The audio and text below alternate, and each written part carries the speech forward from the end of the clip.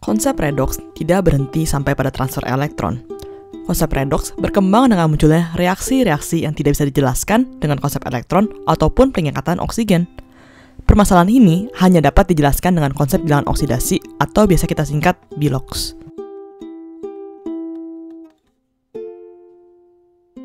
Bilangan oksidasi adalah suatu bilangan yang menyatakan nilai valensi atom. Nilai ini bisa positif ataupun negatif. Cara menentukan biloks atom dalam suatu unsur atau senyawa mengikuti aturan sebagai berikut. Dalam bentuk unsur atau molekul unsurnya, bilangan oksidasi sama dengan 0. Contohnya, pada unsur natrium, biloksnya natrium adalah 0. Pada molekul oksigen O2, biloksnya O itu 0.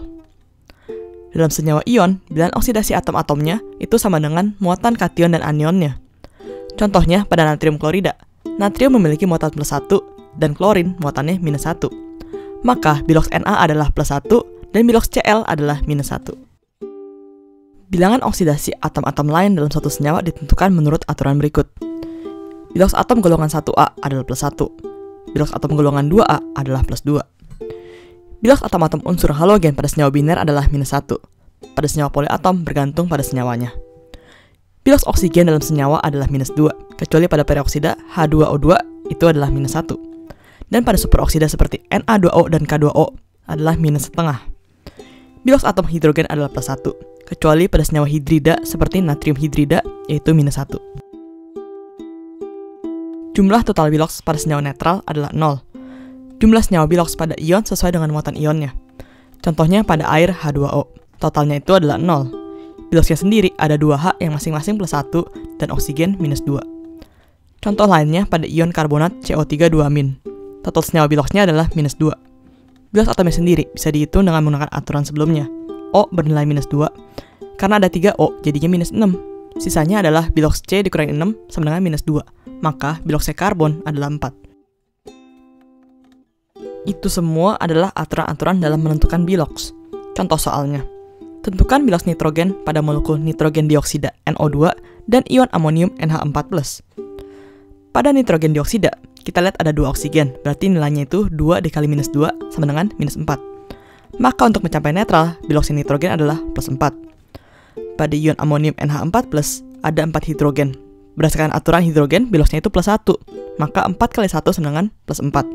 Sisanya itu biloks nitrogen ditambah 4 sama dengan +1. Maka biloks nitrogen adalah -3. Di sini kita bisa lihat biloks untuk atom di luar yang disebutkan dalam aturan-aturan tersebut bisa berganti-ganti tergantung pada senyawanya. Bagaimana dengan biloks pada senyawa poliatom seperti besi sulfat FeSO4? Kita tahu oksigen itu adalah -2, tetapi bagaimana dengan besi dan sulfur yang bisa memiliki biloks lebih dari 1? Untuk senyawa ion yang seperti ini, kita bisa lihat dari kation dan anion penyusunnya, yaitu Fe2+ dan SO4 2-. Fe memiliki muatan +2, maka biloksnya itu +2. Pada SO4 2-, O memiliki biloks -2, yang menjadikan totalnya itu adalah -8. Sisanya untuk mencapai -2, biloksnya S adalah +6.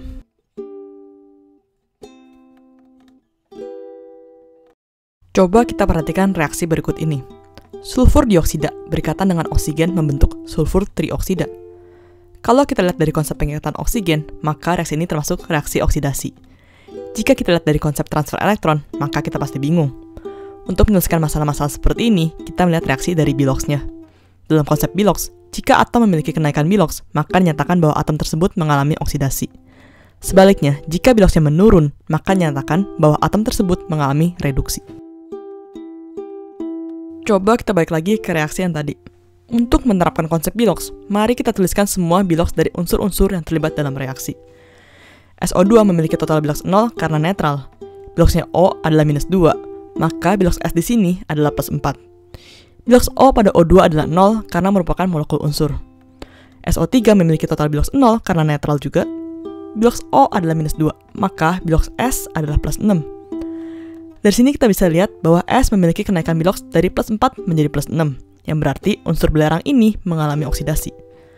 Atom O mengalami penurunan biloks dari 0 menjadi -2, yang berarti atom oksigen mengalami reduksi.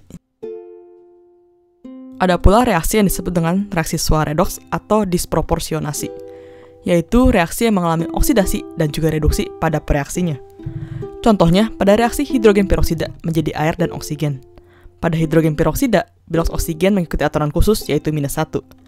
Bilas oksigen pada air H2O adalah -2, dan pada molekul unsur O2 adalah 0. Maka, oksigen ini mengalami penurunan dan kenaikan bilas secara bersamaan.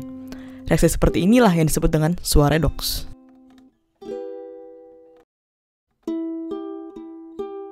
Untuk kation-kation logam yang bisa memiliki dua jenis muatan yang juga merupakan dua macam biloks, tata namanya memiliki angka Romawi yang menyatakan hal tersebut. Contohnya pada SnCl2 dan SnCl4. Keduanya memiliki unsur timah Sn yang sama, tetapi yang membedakan adalah harga biloks pada timah. Pada SnCl2, biloksnya Sn adalah +2, sedangkan pada SnCl4 adalah +4. Maka penulisannya adalah dengan angka Romawi dalam kurung. If you like this video, please like, comment, and subscribe. It really helps a lot, and see you next time.